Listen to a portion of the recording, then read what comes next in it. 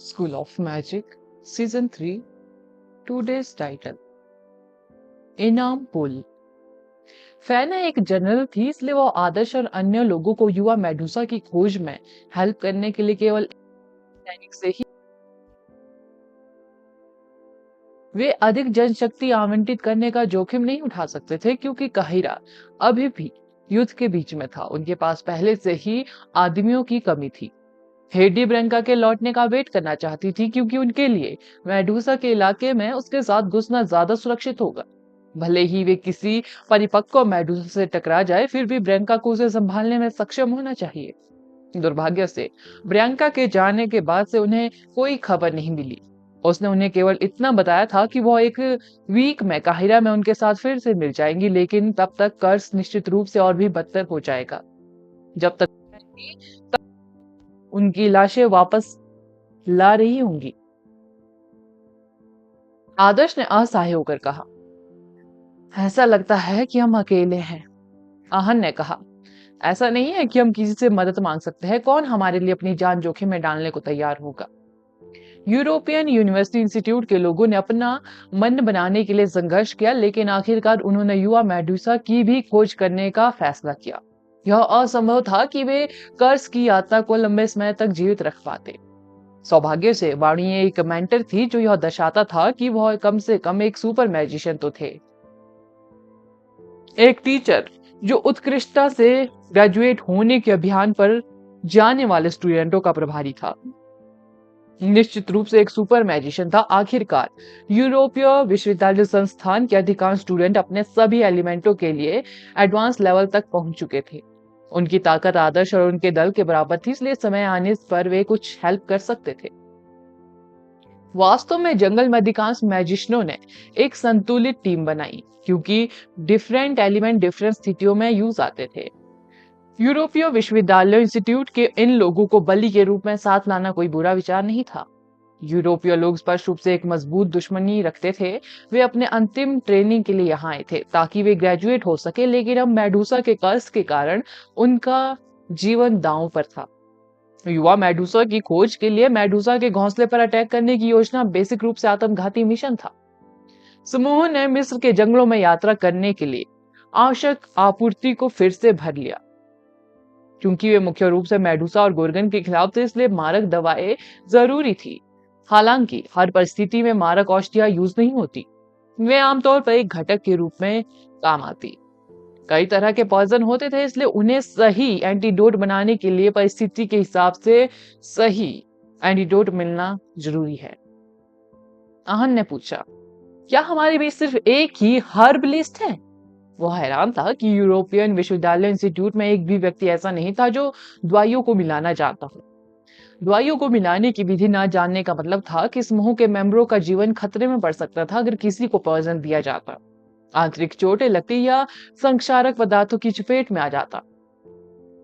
हमारे पास कोई हीलर या मेडिसिन एक्सपर्ट नहीं है, और हम ऐसी जगह पर अटैक करने जा रहे हैं जहां दुनिया का सबसे खतरनाक जहर है। मुझे लगता है कि हमारे लिए काहिरा में आराम से मरना बेहतर है, आहन ने बड़बड़ाते हुए कहा। मैं भी उनमें से एक हूं, कुणाल ने कहा। अरे तुम्हारे जैसे शौकिया का क्या यूज है? आहन ने कहा। तुम्हारे जैसे बेकार आदमी से तो यह बेहतर है जो सिर्फ शिकायत करता रहता है, कुणाल ने जवाब में बड़बड़ाया। सोफिया ने कहा, मैं एक प्लांट मैजिशियन हूं, लेकिन मुझे दवा मिलाना नहीं आता, इसलिए हमें यथासंभव अधिक से अधिक विषनाशक सामग्री एकत्र करनी चाहिए। चिंता न करें, मैं जहरों से अच्छी तरह वाकिफ हूँ। मुझे पता होना चाहिए कि उनसे कैसे निपटना है, बशर्ते कि वे कर्स जैसे ना हो। लेकिन मुझे यह भी नहीं पता कि विनाशकों को कैसे मिलाया जाए, चार्ट ने कहा। कुणाल कोई शौकिया नहीं था, वह वास्तव में एक एडवांस हर्बलिस्ट था, जिसे हंटर यूनियन और मैजिक एसोसिएशन दोनों द्वारा प्रमाणित किया गया। कामोदीपक के साथ उसने जो गलती की थी वह केवल एक दुर्घटना थी। जब बाकी लोग तैयारी करने चले गए तो आदर्श ने देखा कि वह स्थानीय हंटर यूनियन से ज्यादा दूर नहीं था। उसने आसपास देखने का फैसला किया। हंटर मास्टर की उपाधि पूरे विश्व में लागू थी, इसलिए आदर्श काहिरा के हंटर यूनियन में हंटर मास्टर होने के लाभों का भी आनंद ले सकता था। सच तो यह था कि सरकारी चैनलों से आने वाली खबरें हंटर्स के बीच खबरों के आदान प्रदान की स्पीड से धीमी थी। हंटर्स के बीच खबरों के प्रसार का एकमात्र नकारात्मक पहलू उनकी विश्वसनीयता थी। मेडुसा का आंसू, क्या किसी ने इसके लिए कोई मिशन प्रस्तुत किया है? आदर्श ने उसकी सेवा करने के लिए नियुक्त हंटर मालकिन से पूछा। हंटर मालकिन हमेशा मुस्कुराती रहती थी। उसने आदर्श के सामने पानी का एक कप रखा और पूछा, क्या तुम भी इनाम पुल में योगदान करने जा रहे हो? इनाम पुल? आदर्श ने आश्चर्य में कहा, क्या तुम्हें पता नहीं था? मेडुसा के आंसू मिस्र के हंटर एसोसिएशन में सबसे बड़ा इनाम पुल है। हंटर मालकिन ने कहा, इनाम पुल एक समूह पुरस्कार था, या कहे रिवॉर्ड पुल। यह मुश्किल खोजों के लिए सामान्य था जिन्हें कोई भी पूरा नहीं कर सकता था। फिर भी इसकी बेहद मांग थी। उन खोजों के लिए पुरस्कार अंततः पुल में समाप्त हो जाते थे। बेहद से लोग एक ही चीज की मांग कर रहे थे, इसलिए उन्होंने जो रिवॉर्ड दिए वे सभी पुल में योगदान करते थे। जैसे जैसे रिकॉर्ड बढ़ते गए, कुछ एक्सपर्ट अंततः मिशन को आगे बढ़ाते गए। कभी कभी सरकार ने पुरस्कार अर्जित करने के लिए उन मिशनों को पूरा करने के लिए एक्सपर्टों की भी टीम बनाई। आदर्श और चुटकी ने डूबते कर्ज की खोज को पूरा करके बेहद सारा धन कमाया था। उस मिशन को पूरा करके ही उनकी रैंक कुछ स्टार से 6 स्टार तक पहुंच चुकी थी। 6 स्टार हंटर मास्टर काफी सम्मानित था। अगर आदर्श जीवन प्राणियों को मारने के अपने वर्तमान जीवन से थक गया तो वह किसी भी शहर में जा सकता था और 6 स्टार हंटर मास्टर की अपनी पहचान के साथ एक अधिकारी बन सकता था। आदर्श और चुटकी ने कुछ टाइम पहले ही कोई उच्च पुरस्कार वाला कार्य किया था। डूबने वाले कर्ज के कार्यों के बाद से नहीं। वह यह देखने के लिए एक कार्य प्रस्तुत करने के बारे में सोच रहा था कि क्या वह पैसे से मेडुसा का आंसू प्राप्त कर सकता है। लेकिन यह पता चला कि उसने इसके मूल्यों को कम करके आंका था। मिस्र में मेडुसा के आंसू के लिए पहले से ही इनाम पूल था।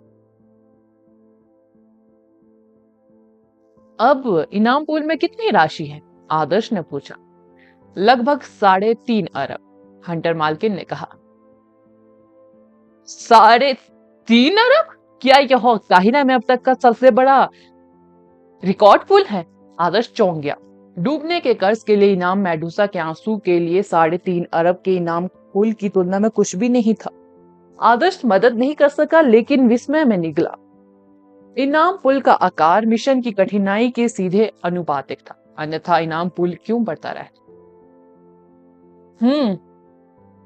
मेरा मानना है कि यह एक एस रैंक केस्ट के बराबर है। पिछले कुछ सालों में रिवॉर्ड पुल में काफी वृद्धि हुई है, मुख्य रूप से इसलिए क्योंकि बड़ी महिला मेडुसा के पास अब प्रतिशोध की आंखें भी हैं।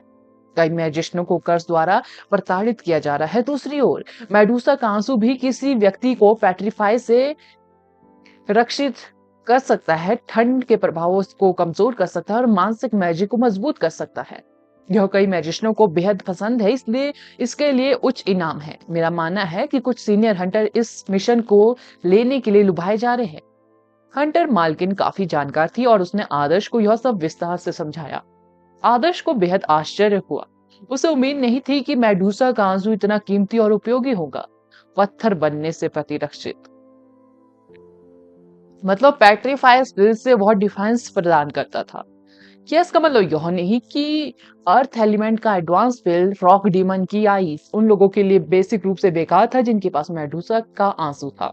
कई अर्थ मैजिशियनों ने इसे अपना सबसे बड़ा तुरुप का पत्ता माना। इससे न केवल व्यक्ति को पेट्रीफाई के प्रति विरोध मिलेगा, बल्कि यह फ्रीज के प्रभाव को भी कमजोर कर सकता है, जिससे आइस मैजिशियन को नुकसान होगा। इसमें मानसिक मैजिक को मजबूत करने की क्षमता भी थी, हालांकि यह निर्दिष्ट नहीं किया गया था कि यह कितना प्रभावी था। हालांकि पहले 2 प्रभाव पहले से ही काफी पागलपन भरे थे। School of magic season 3 next episode title, Hunter union से खुफिया जानकारी। टेलीग्राम पर मुझे किसी ने नेम्स की लिस्ट दी थी, तो मैं उनको थैंक यू कहना चाहूंगी। और यूट्यूब पे किसी ने पूछा था कि इसमें 1300 से आगे के एपिसोड्स अवेलेबल है। उन्होंने शायद इंग्लिश में ये नोवेल पढ़ी थी। हाँ, इसमें मैं 1500 से भी आगे पहुंच चुकी हूँ एपिसोड सुनाते सुनाते, तो आप इसे सुन सकते हैं, बट ये हिंदी में है मेरे पास। Thank you. चलो आगे नेक्स्ट एपिसोड की ओर बढ़ते हैं। और सबसे जरूरी बात, थैंक यू, आप लोग सपोर्ट कर रहे हैं। 200 सब्सक्राइबर ऑलरेडी हो चुके हैं, जबकि ये तो बिल्कुल न्यू चैनल है। So thank you.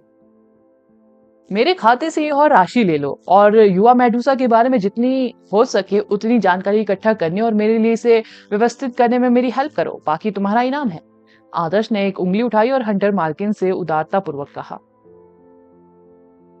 अन्ना ने एक छेड़खानी भरी आंख मार कर मुस्कुराई। वह दूसरे कमरे में गई और डेस्क पर बैठे क्लर्क से बोली, इस कार्ड से 10 मिलियन ट्रांसफर करो और युवा मेडुसा के बारे में जानकारी इकट्ठा करो, सबसे विश्वसनीय जानकारी छांट कर लाना। अन्ना ने सेंटेंस पूरा करने के बाद जानबूझकर पलटकर देखा। जानकारी को व्यवस्थित करने से पहले उसने आदर्श को एक विचारशील मुस्कान दी। आदर्श मुस्कुराता रहा, लेकिन अन्ना के जाते ही उसकी मुस्कान गायब हो गई। हे भगवान, मैंने 10 मिलियन नहीं कहा, केवल सूचना एकत्रित करने के लिए 1 मिलियन का भुगतान करने पहले से ही पागलपन भरा है। उन्होंने स्पष्ट पोज देने में बेहद अधिक प्रयास किया। हालांकि आदर्श के लिए 10 मिलियन अब कोई बड़ी रकम नहीं रह गई थी, लेकिन केवल एक मूर्ख ही कुछ इंफॉर्मेशन एकत्रित करने के लिए इतना पैसा खर्च करेगा। हालांकि आदर्श को बहुमूल्य जानकारी की कीमत का पूरा एहसास था। अगर वह बिना सिर वाली मक्खी की तरह युवा मेडुसा की तलाश में जाता, बिना उसके बारे में जानकारी पर कुछ पैसे खर्च किए, तो यह समुद्र में सुई ढूंढने के बराबर था। कुछ देर बाद सोचने के आदर्श ने अपने दांत भींच लिए और अपने पैसे वापस पाने के लिए अन्ना को बेहोश करने की इच्छा को रोक दिया। इनाम की राशि 3.5 अरब थी। उसे विश्वास था कि युवा मेडुसा की जानकारी देने के लिए शंघाई में एक घर खरीदने लायक रकम खर्च करने का उसका फैसला उसे बेहद अच्छा प्रतिफल देगा। अन्ना हंटर यूनियन में एक पेशेवर ऑपरेटर थी। आदर्श ने उनकी छाती पर एक दुर्लभ बैज देखा जो उन्हें एक इंटरनेशनल हंटर मालकिन के रूप में प्रेजेंट करता। भले ही उसकी रैंक सीनियर हंटर्स की सेवा करने के लिए पर्याप्त नहीं थी, लेकिन अब तक उन्होंने सैकड़ों या हजार हंटर मास्टर्स की सेवा की होगी। अन्ना जल्द ही एक कागज का टुकड़ा लेकर लौटी। उसने बेहद कम टाइम में बेहद सारी इंफॉर्मेशन एक पन्ने पर लिख दी। अधिकांश हंटरों को हंटर मास्टर बनने से पहले खुद ही इंफॉर्मेशन निकालनी पड़ती और उसका एनालाइज करना पड़ता। कई हंटर वास्तविक अभियानों की तुलना में इंफॉर्मेशन को व्यवस्थित करने में अधिक टाइम लगाते और अगर वे झूठी और अविश्वसनीय जानकारी एकत्र करते तो उनके प्रयास व्यर्थ हो जाते। एक बार जब वे हंटर मास्टर का पद प्राप्त कर लेते तो हंटर मिस्ट्रेस की हेल्प से यह बेहद कम चिंताजनक था। आदर्श के पास घर पर चुटकी थी, जो एक हाई उद्देश्य वाली छोटी लड़की थी। उसे कभी भी हंटर मिस्ट्रेस पर निर्भर नहीं रहना पड़ता था, लेकिन जब वह विदेश में था तो उसे निश्चित रूप से हेल्प की जरूरत थी। उसने आदर्श को कम से कम टाइम में वह इंफॉर्मेशन जानने की परमिशन दी जिसकी उसे जरूरत थी। तुम ठीक समय पर आए। एक हंटर को सेना द्वारा एक मिशन के लिए अस्थायी रूप से भर्ती किया गया था। उसने सनसेट वाली वैली में युवा मेडुसा के बाल खोजे। तुम क्या सोचते हो? अन्ना ने आदर्श को गंभीर तरीके से समझाया। वह अब मोहक मुस्कान नहीं दिखा रही थी। क्या आपको यकीन है कि वे युवा मेडुसा के बाल हैं? आदर्श ने पूछा। हम आमतौर पर मेडुसा के बालों को रेशमी कहते हैं। कई प्रतिष्ठित फोर्स मास्टर इसे डिफेंस के टुकड़ों के बीच जोड़ों के आसपास पैडी के रूप में यूज करना पसंद करते हैं। यह कवच को हाई प्रोटेक्शन प्रदान करता है, जबकि मैजिशियन की हरकत पर प्रतिबंध को कम करता है। एक बार जिस हंटर की मैंने सेवा की थी वह इसे इकट्ठा करने में कामयाब रहा, लेकिन दुर्भाग्य से वह इसे जीवित वापस लाने में सक्षम नहीं था। अन्ना ने कहा। ओह, तो उसने मुख्य हॉल में जानकारी बेची? आदर्श ने पूछा। हाँ, इसकी बोली 7 मिलियन तक गई थी, लेकिन मैंने इसे 8 मिलियन में खरीदा और इसे आपके लिए एक्सक्लूसिव बना दिया। मैंने अन्य हंटर्स द्वारा एकत्रित की गई खबरों के छोटे छोटे अंश भी व्यवस्थित किए हैं। यहाँ युवा मेडुसा की गतिविधि रेंज का नक्शा है जो मैंने बनाया है। अन्ना ने आदर्श के सामने एक टैबलेट रखा। अन्ना ने सब कुछ बेहद ही पेशेवर तरीके से किया था। आदर्श को नक्शे से मिलने वाली जानकारी का पता था। चुटकी अक्सर हंटर यूनियन से कुछ नए महंगे सुराग खरीदकर पुष्टि करने से पहले अपने लक्ष्य का पता लगाने के लिए इसी तरह का विश्लेषण करती थी। लक्ष्य को खोजने में उसकी सटीकता 50% से अधिक थी और अधिक विश्वसनीय जानकारी मिलने पर वह इसे और भी बढ़ा सकती थी। यह एक परिपक्व मेडुसा की गतिविधि सीमा है और यह युवा मेडुसा की गतिविधि सीमा है। मैंने उन्हें अलग अलग रंगों से टैग किया है। अन्य समाचारों के अनुसार परिपक्व मेडूसा सनसेट वैली में रहता है और युवा मेडूसा कुछ दिन पहले सनसेट श्राइन में दिखाई दिया। अन्ना ने कहा, सनसेट श्राइन, यह कितना विश्वसनीय है? आदर्श ने पूछा। ऐसी अफवाह, मैं कहूंगी कि ये 20% से भी कम, लेकिन 8 मिलियन में हमने जो जानकारी खरीदी है वह इससे पूरी तरह मेल खाती है। अब मुझे 70% यकीन है कि युवा मेडूसा एक दिन पहले सनसेट श्राइन में थी। अन्ना ने अपना चश्मा ठीक करते हुए जवाब दिया। कोई अन्य इन्फॉर्मेशन? आदर्श ने पूछा। ठीक है, अभी के लिए नहीं, मैंने पहले ही सबसे मूल्यवान जानकारी खरीद ली है, लेकिन वास्तव में कुछ ऐसा है जो मैं आपको मुफ्त में बता सकती हूँ। युवा मेडूसा के परिपक्व होने से पहले वे हर वीक एक बार अपने बाल झाड़ाते हैं। एक प्रजाति है जिसे रोविंग डेजर्ट बीटल कहा जाता है। इन्हें मेडूसा द्वारा बाहे गए बाल बेहद पसंद है, इसलिए यदि तुम सनसेट वैली जा रहे हो तो तुम कुछ रोविंग डेजर्ट बीटल को साथ ले जा सकते हो। मैंने तुम्हारे लिए मोटे तौर पर कैलकुलेशन की है। 8 मिलियन के साथ आपके द्वारा प्राप्त की गई इंफॉर्मेशन से पता चलता है कि युवा मेडूसा ने लगभग 3 दिन पहले अपने बाल झाड़े थे, जिसका अर्थ है कि अब वे चौथे दिन सुबह, यदि आप युवा मेडूसा के 5 किलोमीटर के दायरे में है, तो रोविंग डेजर्ट बीटल आपको उनके बालों तक ले जाएगा जो युवा मेडूसा ने अभी अभी झाड़े हैं। इस तरह तुमको युवा मेडूसा के बेहद करीब होना चाहिए, अन्ना ने कहा। डेजर्ट बीटल बीस्ट, अन्ना, क्या यह ऐसी जानकारी का कोई महत्व है? आदर्श ने अन्ना को घूरते हुए उत्सुकता से पूछा। अन्ना के चेहरे पर थोड़ा सा भाव आया। उसने अपना सिर नीचे किया और कहा, मैंने यह अपने पिछले नियोक्ता से सीखा था। इसकी कीमत 5 मिलियन थी, लेकिन मेरे नियोक्ता जिंदा वापस नहीं आ पाए। एक हंटर मालकिन के रूप में मुझे जानी गई जानकारी बेचने की परमिशन नहीं है। मैं समझता हूँ तुम अपने पिछले बॉस से प्यार करती थी, है ना?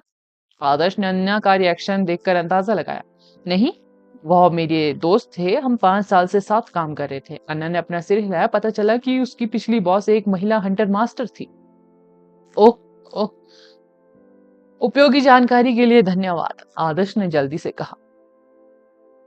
वेलकम, मैं इस सैंड ईगल्स की मदद से आपको नवीनतम समाचारों से अवगत कराती रहूंगी। दुर्भाग्य से बेहद से लोग मेडूसा के बारे में न्यूज में रुचि रखते हैं, इसलिए मुझे डर है कि नवीनतम समाचार प्राप्त करने के लिए 10 मिलियन पर्याप्त नहीं होंगे, अन्ना ने कहा। आदर्श ने उदारता पूर्वक कहा, मेरा कार्ड संभाल कर रखो। इसका यूज किसी भी जानकारी को खरीदने के लिए करो जो सबसे मूल्यवान लगे। जरूर। अच्छा हंटर, अन्ना ने मुस्कुराते हुए इस अप्रिय याद को पीछे छोड़ दिया। मैं इसे अपने साथ ले जाऊंगा। आदर्श ने कागज का वह टुकड़ा लिया जिसमें अन्ना द्वारा संकलित जानकारी थी। जानकारी बेहद जरूरी थी। जनरल फैनर ने केवल इतना बताया था कि किसी ने युवा मेडूसा को देखा था, लेकिन उसे कोई पता नहीं था कि उसे कहां देखा गया। काहिरा के बाहरी इलाके में बेहद बड़ा क्षेत्र था और वहां बेहद सारे डीमन जीव घूम रहे थे। युवा मेडूसा को ढूंढना लगभग असंभव होगा। अब जब आदर्श को पता चल गया था कि युवा मेडूसा कहाँ है, तो चीजें बेहद आसान होगी। मिस्टर आदर्श, मैं आपसे कुछ पूछना चाहती हूँ। अन्ना ने आदर्श को रोका। जब वह जाने वाला था तो रोका। कहो, आदर्श ने कहा। क्या तुमने वाकई डूबने के कष्ट के मिशन को पूरा कर लिया है? मैंने पहले एजियन सागर में काफी साल बिताए हैं। मैंने डूबने के कर्ज के बारे में बेहद सारी डरावनी अफवाहें सुनी थी। यह समुद्र के कर्ज की तरह है जिससे हर कोई डरता है, फिर भी तुम इतने छोटे हो।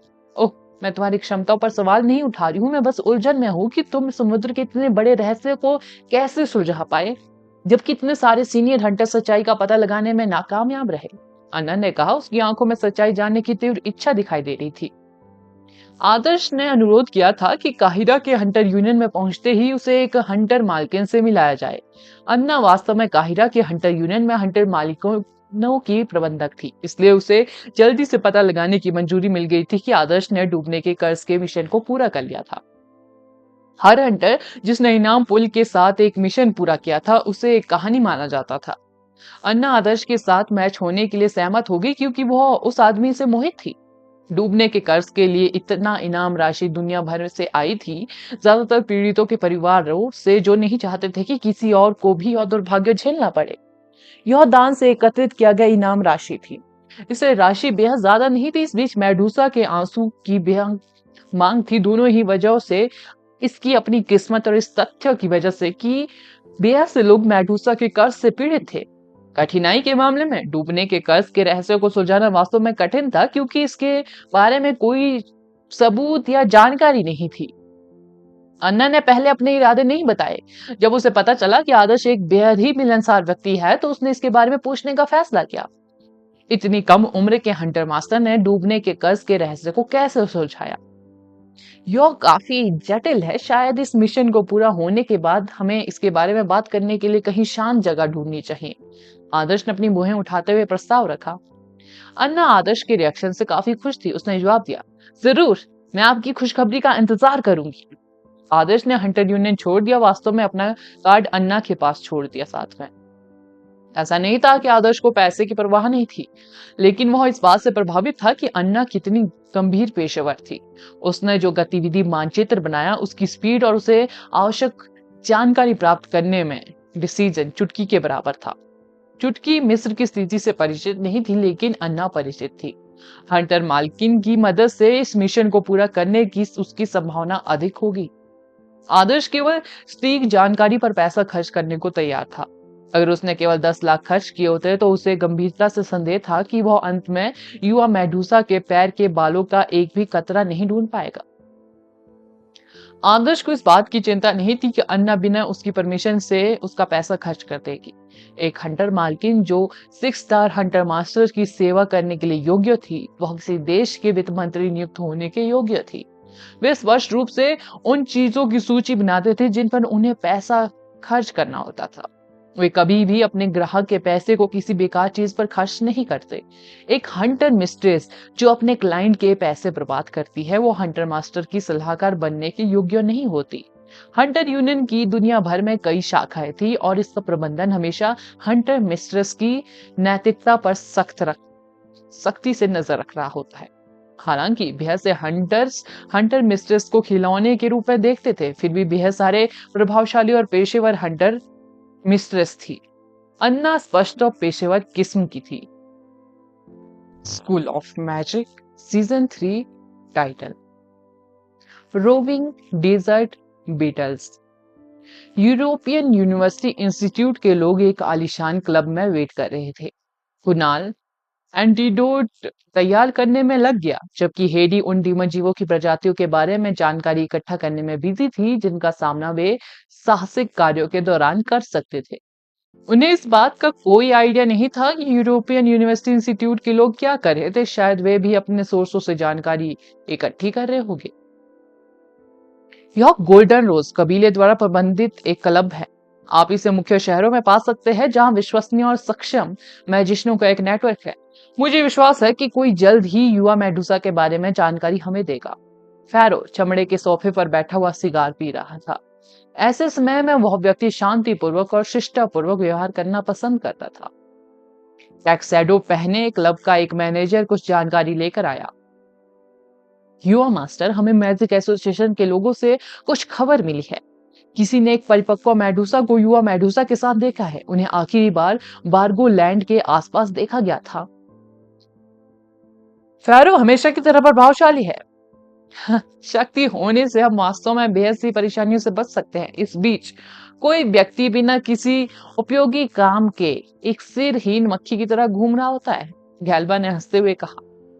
अहन ने नक्शा खोला और बार्गो लैंड पर नजर डाली। बहुत जल्द ही हंसने लगा। चार्ट ने व्यंग्यात्मक मुस्कान के साथ कहा, बार्गो लैंड 80 किलोमीटर से ज्यादा फैला हुआ है। हम युवा मेडुसा की तलाश कहां से शुरू करें? आप हंटर यूनियन में ऐसी जानकारी आसानी से खरीद सकते हैं। यह अभी भी तुम लोगों से बेहतर है जो यह भी नहीं जानते कि कहां देखना है, फैरो ने बड़बड़ाते हुए कहा। अब हमें क्या करना चाहिए? अब तो मैं पानी पीने की भी हिम्मत नहीं कर पा रही। अगर हमें जल्द ही कोई विश्वसनीय खबर नहीं मिली तो हम वाकई मौत के घाट उतर जाएंगे, जोई ने आह भरते हुए कहा। सबके चेहरे उदास थे। वे कुछ ही टाइम पहले काहिरा आए थे, इसलिए वो अभी भी वहां के माहौल से परिचित नहीं थे। उनके पास जानकारी के सीमित सोर्स ही उपलब्ध थे। यह सनसेट श्राइन में है, आदर्श ने कमरे में आते कहा। उसका चेहरा आत्मविश्वास से भरा हुआ था। सभी ने उसकी ओर देखा। उनका पहला रिएक्शन सही स्थान खोजने की खुशी से नहीं, बल्कि गहरे संदेह से भरी हुई थी। सनसेट श्राइन यह वो प्लेस क्यों था जिसकी वे तलाश कर रहे थे। हालांकि सनसाइड श्राइन बार्गो लैंड में स्थित था, लेकिन वह मानचित्र पर किसी स्थान को आंख मूंद कर नहीं दिखा सकता था, है ना। हाँ, आपको किसी जर्जर जगह पर किसी अनजान वैश्य से मिली जानकारी हमारे साथ साझा करने की जरूरत नहीं है। ऐसा करने से हम मारे जाएंगे, फैरो ने घृणा से कहा। मुझे इस बात की परवाह नहीं है कि तुम इस पर विश्वास करते हो या नहीं। हेडी, आहन, कुणाल, हम निकल रहे हैं अभी। हमारे पास ज्यादा टाइम नहीं है, हमें 4 दिनों में सनसेट श्राइन पहुंचना है। आप आसपास डीमन जीवों के कुछ घोंसले हैं, इसलिए वहां घुसना आसान नहीं होगा, आदर्श ने ऑर्डर दिया। आदर्श, क्या तुम्हें यकीन है कि यह सनसेट श्राइन है? जोई ने आदर्श की तरफ देखा और गंभीरता से पूछा। तुम्हें यह जानकारी कहां से मिली? आदर्श ने कहा, हंटर यूनियन, मैं एक 6 स्टार हंटर हूं। हाँ, जितना चाहो उतना घमंड करो, तुम 6 स्टार हंटर कैसे हो सकते हो? मेरे चाचा एक सुपर मैजिशियन है, फिर भी वे 6 स्टार हंटर मास्टर नहीं है। जोई मुस्कुराई, उसने सोचा कि आदर्श मजाक कर रहा है। आदर्श ने पहले ही अपना बैज निकाल लिया था, जबकि जोई अभी भी बात कर रही थी।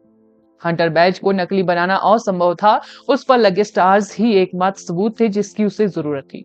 मेंटर वाणी जानबूझकर यह देखने के लिए करीब गया कि क्या आदर्श वास्तव में 6 स्टार हंटर मास्टर था। उनके चेहरे के हाव भाव में जबरदस्त बदलाव आया। अपनी मौजूदा ताकत के साथ हंटर मास्टर बनना मुश्किल नहीं था, लेकिन 5 स्टार्स और उससे ऊपर तक पहुंचना पूरी तरह से अलग कहानी थी। कुछ मिशनों को पूरा करने से मिलने वाले अंक पर्याप्त नहीं थे, उन्हें कुछ अन्य उपलब्धियां भी हासिल करनी थी जिन्हें कोई भी आसानी से हासिल नहीं कर सकता था। डूबने के कस का रहस्य सुलझाने के बाद आदर्श 4 स्टार से 6 स्टार पर पहुंच गया, अन्यथा उसके लिए 5 स्टार तक पहुंचना भी बेहद मुश्किल होता। यह जानकारी काहिरा के हंटर यूनियन द्वारा दी गई है, यह बेहद विश्वसनीय है। टक्सीडो पहने बूढ़े मैनेजर ने आदर्श के हाथ में पकड़े हुए कागज पर नजर डालने के बाद कहा। फैरो ने टक्सीडो पहने बूढ़े मैनेजर की तरफ देखा। उस आदमी को अचानक एहसास हुआ कि आदर्श उसके यंग मास्टर्स का दोस्त नहीं था। उसने खुद को एक अजीब स्थिति में पाया। अगर वो 6 स्टार हंटर मास्टर है तो कोई समस्या नहीं होनी चाहिए। हम कल सुबह निकलेंगे या हमारे पास वह सब कुछ होगा जिसकी हमें जरूरत होगी, वाणी ने कहा। कल क्या? हम अभी जा रहे हैं। युवा मेडुसा कोई केस्ट एनपीसी नहीं है। यह एक ही प्लेस पर हमारे द्वारा उसे बाहर निकालने के लिए एक दल बनाने का इंतजार नहीं करेगी। हमारे पास जो इंफॉर्मेशन है वह भी नवीनतम है। बेहतर होगा कि हम अभी जाए और इसे कहीं और जाने से पहले ही ढूंढ ले, आदर्श ने कहा। वह इन लोगों के रवैये से बिल्कुल अवाक था। अगर युवा मेडुसा अपने घोंसले में वापस चली गई क्योंकि वे कल सुबह तक वेट कर रहे थे, तो वे मेडुसा का एक आंसू पाने का अपना एकमात्र मौका खो देंगे। आदर्श सही कह रहा है, जल्द से जल्द निकल जाना चाहिए। हम जितने लंबे टाइम तक कर्ज के अधीन रहेंगे यह उतना ही खतरनाक होगा। जोई ने सहमति जताई। ऐसा कहने के बाद भी वह अभी भी हैरान थी कि आदर्श एक 6 स्टार हंटर मास्टर था। हंटर मास्टर का पद उनकी क्षमताओं का स्पष्ट प्रतिनिधित्व था। चलो अब चले, चार्ट ने सहमति जताई। चार्ट ने पहले से ही ऊंट को तैयार कर रखा था। रेगिस्तान में यात्रा करते समय वे जरूरी थे, अन्यथा लैमिया हर समय उनकी पूंछ पर रहने वाले थे। जनरल फैनर ने भी उन्हें कुछ सहायता प्रदान की। उसने एक ऐसी दवाई खोजी थी जिसमें मुख्य घटक कैलिस्टोनिसिन था, जो अस्थायी रूप से कर्ज के प्रभाव से छुटकारा दिला सकता था। हालांकि दवा एक दोधाधारी तलवार थी। यह किसी इंसान को मेडुसा की आइस के कर्ज से अस्थायी राहत दे सकती थी, लेकिन एक बार इसका असर खत्म हो जाने के पास कर्ज का असर काफी खराब हो जाता था। इसका बेसिक रूप से मतलब था कि अगर वे दवा के असर के खत्म होने से पहले युवा मेडुसा को नहीं ढूंढ पाए तो वे 1 हफ्ते में ही मर सकते थे, अपना दिमाग खो सकते थे। यह एक ऐसी यात्रा थी जिसका कोई अंत नहीं था। सौभाग्य से उन्हें सही दिशा मिल गई। अब उनके पास युवा मेडुसा को खोजने का अच्छा मौका था। आहन, जाओ कुछ रोविंग डेजर्ट बीटल खरीदो, आदर्श ने आहन से फुसफुसाते हुए कहा। किस लिए? आहन ने भ्रमित भाव से पूछा। आदर्श ने कहा, जैसा मैं कहता हूं वैसा करो, लेकिन दूसरों को मत बताना, खासकर यूरोपियन इंस्टीट्यूट वालों को। आदर्श ने युवा मेडुसा का स्थान साझा किया था, लेकिन उसके पास यह अन्य जानकारी बताने का कोई तरीका नहीं था। यूरोपीय इंस्टीट्यूट के लोग स्पष्ट रूप से अविश्वसनीय थे। उसके लिए रहस्य को गुप्त रखना बेहतर था। यह पहली बार नहीं था जब आहन ने आदर्श के साथ सांठगांठ की थी। तो तुरंत पता चल गया कि आदर्श के दिमाग में एक बैकअप प्लान है। जब बाकी लोग उस पर ध्यान नहीं दे रहे थे तो वह बाजार के लिए निकल गया। घूमते रेगिस्तान भृंग, जिसे डेजर्ट बीटल भी कहते हैं, आम नहीं थे। उन्हें ज्यादातर सुखाकर दवा के रूप में खाया जाता था। आहन ने कुछ पैसे खर्च करके उनका एक डिब्बा खरीदा और उसे चुपके से अपने स्टोरेज रिंग में रख दिया। School of magic season 3 title सूर्यास्त या कहे सनसेट श्राइन। बारगोलैंड काहिरा और गिजा के महान पिरामिड के बीच एक विशाल भूमि थी जो 100 किलोमीटर से ज्यादा फैली हुई थी। यह भूमि हमेशा से ही इंसानों और ज़ॉम्बीज के बीच युद्ध का मैदान रही है, एक ऐसा युद्ध जो हजारों सालों से चल रहा था। बारगोलैंड में ज़ॉम्बीज का आना कभी बंद नहीं हुआ। इसके पीछे का कारण बेहद आसान था। चूंकि लड़ाई जारी रही, इसलिए बेहद से लोग मारे गए और इस तरह बेहद से नए ज़ॉम्बीज बने। यह मिस्र में लगातार होने वाला एक अंतहीन प्रोसेस था। गीजा के महान पिरामिड से लगभग 70 किलोमीटर की दूरी पर एक लंबी ढलान थी। ढलान कंपास की सुई की तरह थी जो उस समय की पहचान कराती थी जब मृत्यु का प्रकाश चमकना शुरू होगा।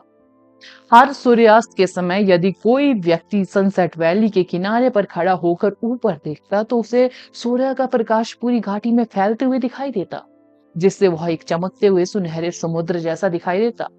दुर्भाग्य से इस शानदार घटना ने काहिरा के लोगों के लिए केवल असीम डर और बेचैनी ही लाई। जब घाटी से सूरज की रोशनी गायब हो जाती तो पिरामिड की मौत की रोशनी बारगोलैंड पर बरसने लगती, मानो कोई झंडा मृतकों के साम्राज्य का प्रतिनिधित्व कर रहा हो। डेथ लाइट दिन और रात की दिनचर्या का पालन करती थी, ठीक वैसे ही जैसे सूरज और सितारे करते हैं। सनसेट वैली में चमकती हुई सूरज की रोशनी की अवधि महीनों और सालों में लगातार बदलती रहती थी, लेकिन आमतौर पर हर 5 साल में एक समय ऐसा आता था जब डेथ लाइट सामान्य से ज्यादा समय तक रहती, और वह आमतौर पर तब होता जब काहिरा और ज़ॉम्बीज के बीच सबसे बड़ी लड़ाई होती थी। वे प्रेजेंट में ब्लैक सीजन में थे, 5 साल का समय जब डेथ लाइट सबसे लंबे समय तक रहता है। काहिरा शहर को चुनौती देने वाला दुश्मन कफरे का पिरामिड था, जो मिस्र का दूसरा सबसे बड़ा पिरामिड था। असली ज़ॉम्बीज अभी तक नहीं दिखे थे। वर्तमान में मिस्र में केवल 2 मुख्य डीमन प्रजातियां गोरगन्स और मेडुसे एक्टिवेट थे। मिस्ट्रियों के लिए असली यात्रा तब शुरू हुई जब ब्लैक सीजन आया। सनसेट घाटी में एक अनोखी स्थान पर एक प्राचीन मंदिर था जो किसी प्राचीन सांस्कृतिक विरासत का हिस्सा था। मिस्र के लोग पीली नदी और यांगतीज मैदान के किनारे रहने वाले लोगों की तरह ही थे, जो टोटोम बिस्टो की पूजा करते थे। वे विशेष प्रणालियों की सुरक्षा पर निर्भर करते थे। सूर्यास्त तीर्थ प्राचीन मिस्र वासियों के लिए अपने भगवान को बलिदान चढ़ाने के लिए सबसे बड़ी वेदियों में से एक था। फिर फिरौन का युग आया, जिसने प्राचीन सभ्यता को उखाड़ फेंका और मिस्र में एक जादुई सभ्यता की स्थापना की। हालांकि मरने के बाद जब वे ज़ॉम्बीज नहीं तो उन्होंने स्वर्ण भूमि पर अपना नियंत्रण नहीं छोड़ा। सूर्यास्त तीर्थ स्थल यानी सनसेट श्रेवियर बेहद लंबे समय से अस्तित्व में था। यह शानदार था, फिर भी बेहद जर्जर था। काफी समय हो चुका था जब किसी ने इसमें पैर रखा हो, मुख्यतः इसलिए क्योंकि कई हंटर्स सूर्यास्त तीर्थ स्थल के काफी करीब पहुंचने से पहले अजीबोगरीब तरीके से मर जाते थे। अफवाह है कि प्राचीन देवताओं की आत्माओं ने हम इंसानों को छोड़ दिया है क्योंकि फिरौन ने उन्हें पहले छोड़ दिया था। जो कोई भी मंदिर के करीब आएगा उसे सजा दी जाएगी, चार्ड ने चलते हुए कहा। सूर्यास्त तीर्थ स्थल पर कई तरह की अफवाहें और रहस्य थे जो आज तक अनसुलझे थे। कुछ लोग सूर्यास्त तीर्थ स्थल के अंदर खोज करने गए थे, लेकिन उन्होंने पाया कि सूर्यास्त तीर्थ स्थल पिरामिडों की तरह एक अंतहीन भूल भुलैया था। अगर कोई आम इंसान इसके अंदर पैर रखता तो वह फिर कभी बाहर नहीं आ पाता। कुछ लोग मुश्किल से उस जगह से बच निकले, लेकिन वे सभी खाली हाथ ही निकले। क्या यह सूर्यास्त तीर्थ पिरामिड से संबंधित है? आदर्श ने पूछा। समूह सूर्यास्त घाटी में पहुंच चुका और सूर्यास्त तीर्थ स्थल से केवल 20 किलोमीटर दूर। अभी सूर्यास्त हो रहा था, इसलिए उन्होंने ढलान पर एक लाल सूरज को डूबते हुए देखा। ऐसा लग रहा था कि अगर वे ढलान पर चढ़ते रहे तो वे अंततः सूरज तक पहुंच जाएंगे। सूर्यास्त मंदिर संयोग से सूर्य की दिशा में ही बना हुआ था। दूर से देखने पर ऐसा लग रहा था कि यह मंदिर सूर्य देवता के लिए बनाया गया है। यह काफी संभावना है कि प्राचीन देवता जिसकी मिस्र के लोग पूजा करते थे वह किसी तरह सूर्य से संबंधित था। आदर्श को याद आया कि ग्रीस पर पार्थिन मंदिर का शासन होने से पहले यूनानी लोग भी प्राचीन देवताओं की पूजा करते थे। तानाशाह टाइटंस को प्राचीन देवताओं के वंशज कहा जाता था। वह यह सोचे बिना नहीं रह सका कि क्या मिस्र के प्राचीन देवता ग्रीस के प्राचीन देवता से संबंधित थे। सच तो यह है कि ये देवता संभवतः अतीत में कुछ शक्तिशाली प्राणी थे, जैसे चीन के टोटेम बीस्ट। यहाँ पर ये ऐसा लगता है इस कहानी की हिस्ट्री बताई जा रही है। चलो आगे पढ़ते हैं। जब जादू का युग आया तो कई देशों ने इन प्राचीन सभ्यताओं को उखाड़ फेंका और अपनी जादुई शक्ति पर विश्वास करना शुरू कर दिया। चार्ट ने कहा, ऐसा कहा जाता है कि मृत्यु प्रकाश प्राचीन देवताओं की शक्ति है जिसे फिरौन ने चुरा लिया था। मुझे यकीन नहीं है कि वे कैसे रिलेटेड हो सकते हैं, लेकिन हम सभी जानते हैं कि फिरौन ने प्राचीन देवता की पूजा करने वाली सभ्यताओं को उखाड़ फेंका था। तो क्या प्राचीन देवता अभी भी सूर्यास्त मंदिर के अंदर है? आदर्श को पूछना पड़ा। चार्ट का भाई बैंस जोर से हंसने लगा। उसने समझाया, मिस्र में अब कोई भगवान नहीं है, यहाँ तक कि देवताओं के वंशज भी नहीं। क्या चीन हमारे जैसा नहीं है? अब आपके पास टोटेम बीस्ट नहीं है। सनसेट श्राइन सिर्फ एक सांस्कृतिक विरासत है और संभवतः मेडुसा का घोंसला बन चुकी है। जब वे सूर्यास्त मंदिर के पास पहुंचे तो उन्हें अचानक एक चील की चीख सुनाई दी। आदर्श ने अपनी नजर उठाई और देखा कि एक सफेद चील उनकी ओर गोता लगा रही है। जैसे ही आदर्श उलझन में था, सफेद चील ने अपना पंजा खोला और एक ट्यूब गिरा दी।